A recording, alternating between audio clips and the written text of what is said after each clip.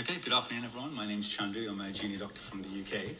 And today my presentation will really be a biographical tribute to a man I think we should look back on in the field of interventional radiology as quite a key figure.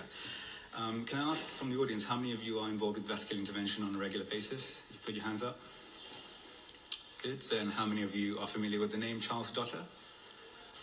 That's very good. Okay, so hopefully I can teach you a bit more about him. And for those who are not aware, I can fill you in on who I think is quite a great man.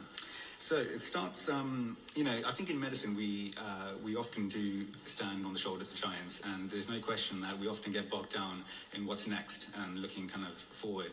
But I think it's always worth looking back at times as well to see what we can learn from some of the approaches that these pioneers took. And when it comes to Charles Dotter, I'll start with his background. This is him. And he was born in Boston. He went to school in New York and then did a BA in psychology, in fact, at the Duke University, and then his medical school at Cornell University. Following this, he did his radiology residency in New York and then returned to Cornell, where at only 30 years old, he was offered a full-time faculty position. So from there, at the age of 32, he went on to become the chairman of radiology at the Oregon Health Sciences University, which is where he did most of his pioneering work, which I'll go on to explain.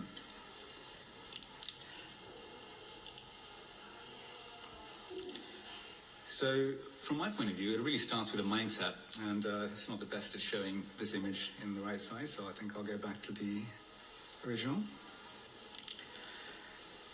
Charles Dotter has got a very well-known quote that he says, acknowledging his own simplification of it, that if a plumber can do it to pipes, that we could do it to blood vessels. And I think it's this kind of bold approach that really took him on to do some of the pioneering and somewhat crazy things that some people have acknowledged him with doing.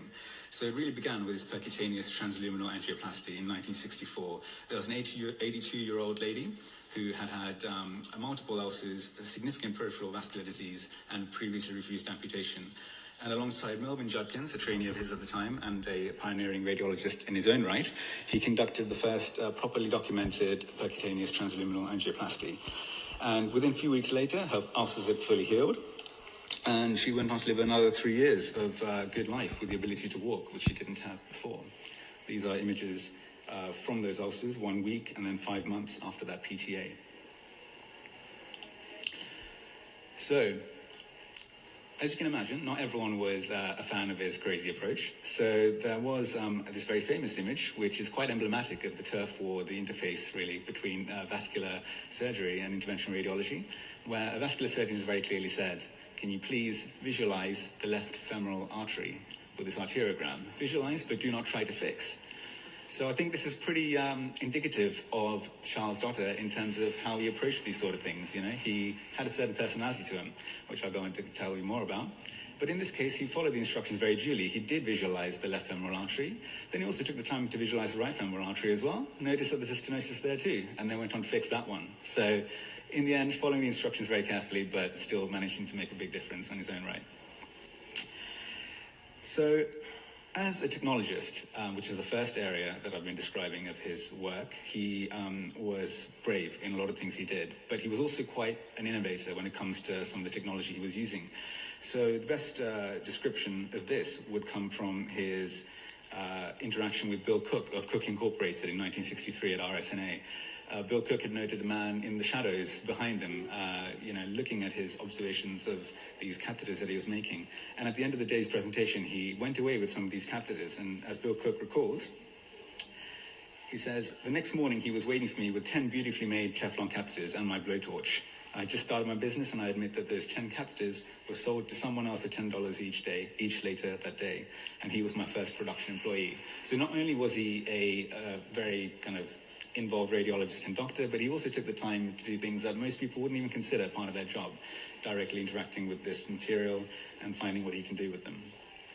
In addition to some of the more well-documented vascular intervention techniques, he also was very well known for some of his methods of visualizing the arteries and some of the new technologies he developed. In particular, he used a occlusion arteriography to visualize the coronary arteries in dogs, and also developed a few other techniques, such as the loop snare, to recover broken catheters inside vessels.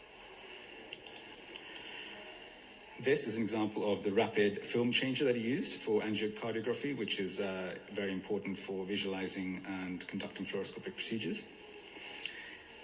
And he also had several other aspects of his career too, starting with being an educator. So he was very well known at the Oregon Health Sciences Institute for training his fellow colleagues and introducing them to the new techniques that he developed.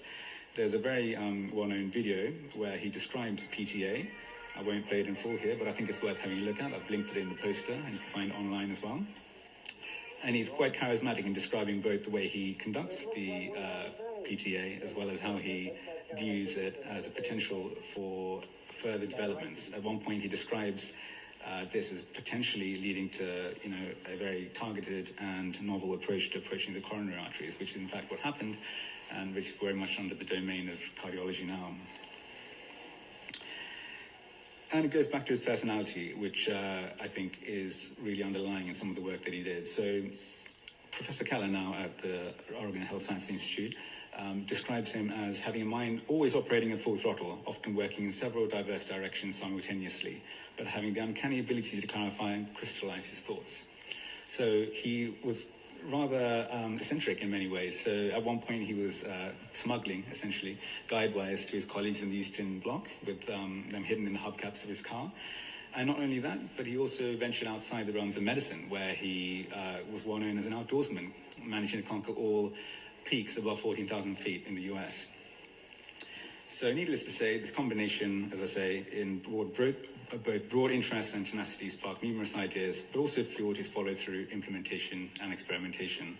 So Charles Dotter's legacy lives on, both in brick and mortar at the Dotter Institute for Intervention, which was set up in the 1990s in Oregon, and also in many ways through some of the techniques that are being developed now, which are really born out of some of the approaches that he had himself. So I think this is a man who we owe a great debt to in interventional radiology, and I hope we learned a little more today about him. Thank you.